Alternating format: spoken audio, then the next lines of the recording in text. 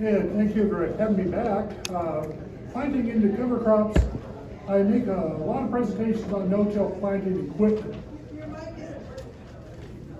He's turning me up. I'm going to put the other one up so they got two chances to catch me.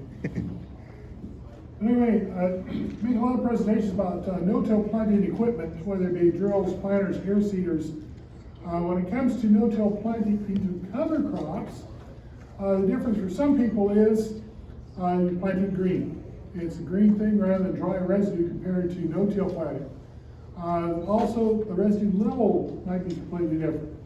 There are some people saying that planting green is easier than planting into dry residue. The worst residue you can plant into is residue that's sprayed 5 to 10 days ago and it's still decaying and tough. I'd rather have completely dry residue, completely green residue when it comes to planting in cover crops. So I'm going to talk some then about equipment and operation, and a lot of it is simply my no-till talk with some cover crops interspersed. But when it comes to no-till seeding, this is one of our fields already planted. I say I started working in no-till in 1978, started some long-term plots, they're still going continuous in 1981. I learned a no-till Roundup was $100 a gallon. I learned a no-till when we didn't have all the post-emergent products, all the seed technology, all the everything else. And so I learned never let weeds get ahead of you. I planted into an environment that looks like this. People say, don't you have to move residue? I go, why? Every seed is in the same moisture content, under the same residue cover, in the same soil temperature. That's your most uniform stand, that's gonna be your greatest yield. I started no-tilling before these residue movers were invented that are on the market. And so when they came out, I says, why? And again, when it comes to planting in cover crops, that's similar to what we're looking to, is full cover across the entire soil surface. The difference is, I didn't want to plant into weeds. 25 years of telling people never plant into weeds, let your herbicides be reined in, activated. All of a sudden changes when I start to talk about planting green into covers. And so like I say, I'll talk a little bit about covers along the way, but it's going to be mainly a no-till talk along the way. The key is virtually every corn planter out there now is double disc openers. Those two discs sharp working together, a couple inches of blade contact. It is my residue cutter. We don't need holders. When it comes to that residue cutter, some brands stagger one in front of the other. Dwight's Alice planter, in this case now marketed by Landell, but Case IH has staggered one in front of the other. When it comes to one in front of the other versus side by side, it's all marketing. They both work. The key is they are discs, and the discs are large enough to come down a piece of residue with a proper residue cutting angle. If you're not cutting the residue and you're hairpinning, as we call it, pushing it down, means you just sit there and run the disc deep enough to get a good residue cutting angle. And so when it comes to doing that, I've been looking at that. My master's thesis was actually planter performance of different utility systems. And then in the 80s, I had this huge extension grant. I worked with about 50 producers a year. What does it take to take you, with your equipment, your land, your management, can you no-till? And so a lot of these things I'm going to show you and learn from those people, as well as the research I've been doing myself. And one of those cooperators back there in the 80s, his field looked like this. He says he plants down the old corn row. He says decaying roots make root channels for the new roots to follow. The decaying roots release the nutrients for the new roots to pick up those nutrients. With that root ball right there, it's never going to wash out, never going to crust. Again, I learned to no-till before we had residue movers. If you had a residue mover on that planter, hit that root ball and start rolling it out, you couldn't do that. Now, my long-term no-till, I've got a lot more residue, I've got a lot more biological activity, but when he's first getting started in no-till, he liked it right down the old row. Again, without colders, without anything on the planter. That's in the 80s. Since then, everything's been an improvement. So when I think about planting, whether it be an air seeder, a box drill, a planter, think of 4 steps. First, cut or handle residue. The disc opener is doing that for us. The hole openers used in conventional tillage are going away. We're going to disc openers. Second step is going to be penetrate the soil to desired seeding depth. That penetration to desired seeding depth, he sliced right down through there and did that. When it comes to that penetration, industry's changing. It used to be industry had little light-duty down pressure springs, and in till soil, it was easy to do. When you got a no-till and you hit that root ball, for instance, you didn't want to bounce over. If there's a failure I saw in the 80s working with those producers, is not enough down pressure in the planter, not enough weight to make the down pressure work. I show double up down pressure springs here. Deere says one spring is 80 pounds, two springs is 180 pounds, or I'm sorry, 90 and 180. Basically now the airbag systems, the hydraulic systems, the double heavy duty springs we see, they're in the neighborhood of 400 to 500 pounds available down pressure if we need it. And again, industry's changing. Planters, they've changed quickly because on a say 15 foot, 6 rows, that's cheap. Drill, 15 feet wide, 7.5 inch spacing, that's 24 rows. Drills have always been a little slower in changing, and simply because we as consumers are too cheap to pay for a full thing on all 24 rows, for instance. And so again, down pressure where you need it. Early days in no-till, people had a coulter up front. That coulter, they said, cut the residue and also tilled and loosened the soil. And then we didn't need as much down pressure springs. This white planter only has double small duty springs. But again, I said tilled and loosened the soil. Tillage was put into the system by the coulters to overcome the shortcomings of no-till and back on the equipment. It just wasn't full wet tillage. It was a 4-inch coulter originally, down to a 2-inch, down to a 1-inch, down to 5/8 inch now, or a 1/2 inch, depending on what brand you're looking at. But again, it's to overcome the shortcomings of the equipment behind. What White has done since this planter, the 5000 series, the 6000, they went to a larger diameter disc. Went from 13.5 inch to 15-inch disc. Sharper, heavier gauge steel. It didn't need the coulter anymore. Those light duty springs didn't work because the soil wasn't loosened when they got rid of the coulter. The AGCO White spring package now is a 4-spring with 450 pounds available down pressure. The new 9000 series White, they actually went to a 16-inch disc. At 16-inch disc, the residue cutting angle, they claim they can plant 4 inches deep. Let's get down there. But again, they got a residue cutting angle because of a larger disc. Now, you gotta do a math problem. I said the down pressure needs weight to make it work. This is actually a ridge planter. They got Suka bridge cleaners up front.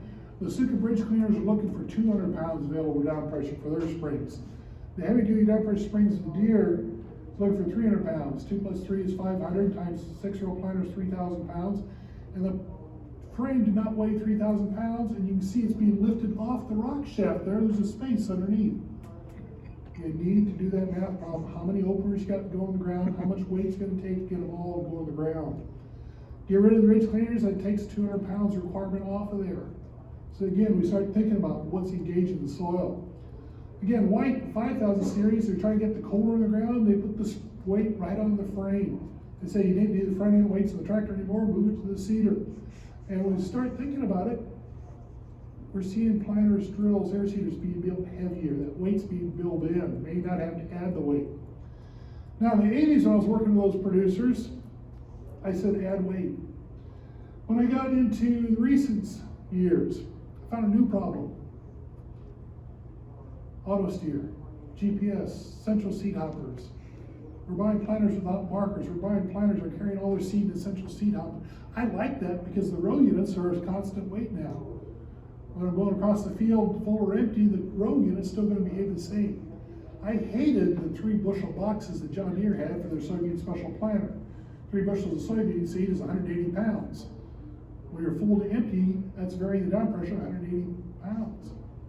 Well, we're buying a planter without markers, we've got to start adding weights out there at the end of the toolbar to make sure there's enough weight there for those airbags to work against this. This is a producer up in South Dakota. I visited his farm several times. Again, no residue movers, no coulters, and no tilling. Row closing behind, I'll talk more about later. But again, weight, make sure the weight is there where you need it. My weight bracket, back in '81, we got a John Deere Max Emerge, had heavy duty down pressure springs, 300 pounds per row. Those fertilizer tanks are full of water. 200 gallons of water, 8.34 pounds per gallon, it's over 1,600 pounds. 6-row planter, 300 pounds a row. 1,800 pounds, I got more than enough weight to make it work. When we bought that planter, it came with coulters up front. It came with a heavy duty down pressure spring. And John Deere still had the trouble saying no-till.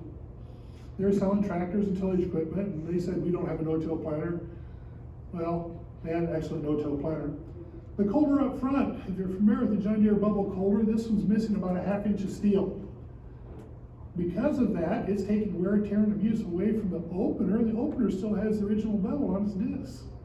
And again, in the early days of no-till, people said you need the coulter.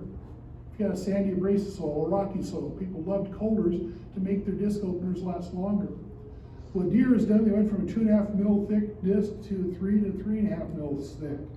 They're building now, you don't need the colders anymore.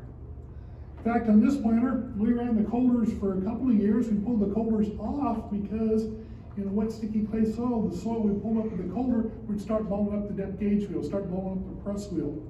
I'm convinced the no-till attachment was the heavy-duty down pressure springs. They're being stretched, they're being worked a little bit there. People always ask me how tight I need to run the springs. I say you check the planter a couple weeks before planting time. Go out in the field, the planter's empty, that's the lightest it's gonna be, plant a little way, stop. Make sure the toolbar is the right height, the planter's running level, so that your barrel links are working properly. And if you mislevel it tail down and back. Don't go nose down. Tail down works a lot better. Then I check the depth gauge wheel. Can I spin them freely against the ground? If I can, I need to tighten my down pressure springs. I say I do it 2 weeks ahead of time. If I don't have springs to tighten, I got time to go to the dealer and buy an extra spring. I got time to find suitcase weight to put on that row unit to make it heavier to touch the ground. I also do it 2 weeks ahead of time because it shakes up the neighbors. They don't know the planter's empty. They think they're 2 weeks behind. So again, check it in your conditions. Now, conversely, if the soil's so wet and the planter's sinking in and I can't budge the wheels at all, back off the down pressure so you don't over-compact the soil and create sidewall compaction. So you have to check it not only 2 weeks ahead of time, you gotta check it as conditions change, as fields change. So again, check it in your conditions. Now, it depends on how many things you got going on the ground. A producer friend of mine in Illinois says, well, I need the colders to do a little bit of tillage to get the air in the soil to dry it out because I got poorly drained soils. He put on the other colders and incorporates some residue, incorporates some fertilizer. He puts on residue mover to kick out the incorporated residue so he can plant. But look on top of that frame. He's got 12 John Deere rear wheel weights, 160 pounds apiece, on an 8-row planter because he's trying to get that many colders to the ground. Our John Deere planter starts right at the double disc opener, none of that stuff in front. We don't stack that much weight on, we stack a little extra weight on to make sure that planter gets down in the ground. Again, properly level, a little tail down. Our John Deere planter, we get rid of the colders. This is one of the producers I worked with in the 80s. He says, don't even listen to Yasi, you'd be amazed what your planter can go through. This is the old 5x7 toolbar on an old John Deere MaxEmerge 7000. And he started planting no-till in the 80s and loves no-till. He's planting down the old row. I like planting down the old row.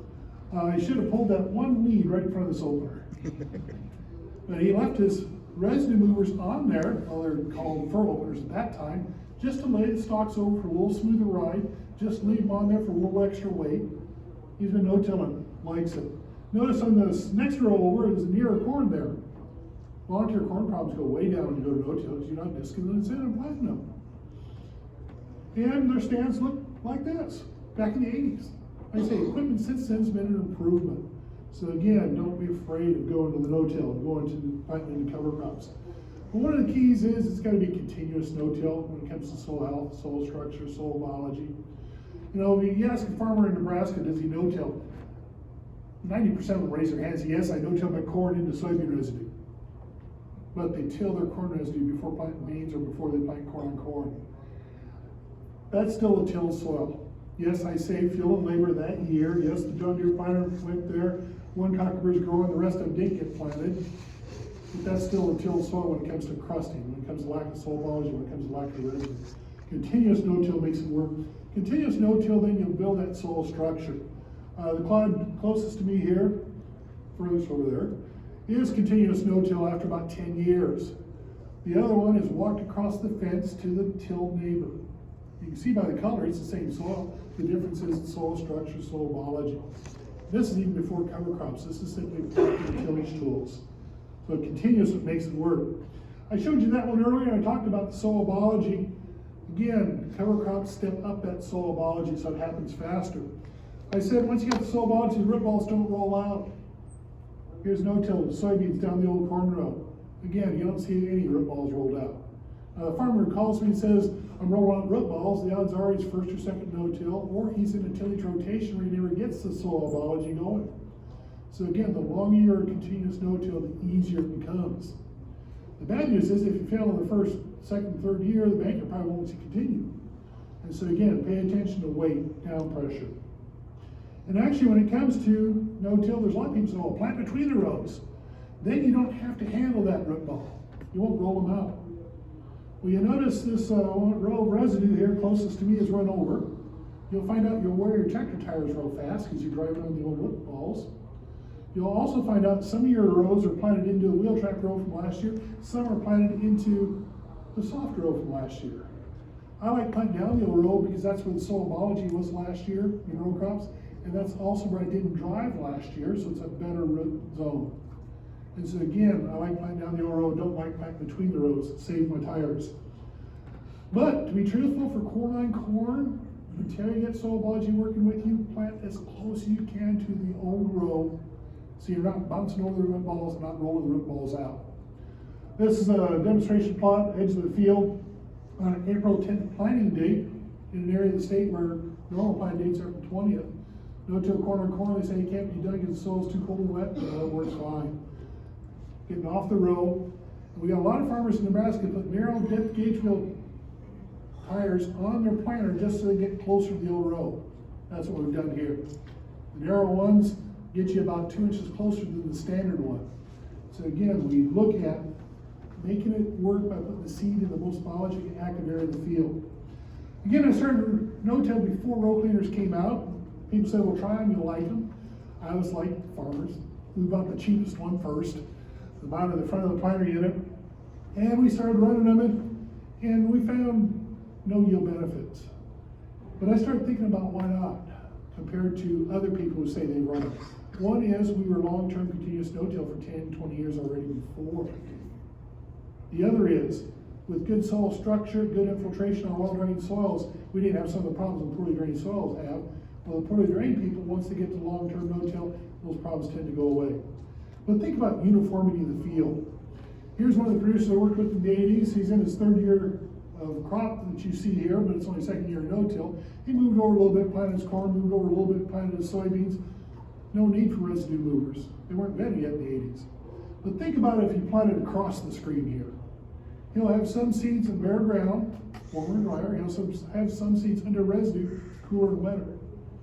The residue mover guy said, kick out the residue, and it's all going to dry out, all be uniform temperature, and it's going to be a more uniform stand. Your yields go up because of uniformity. I agree.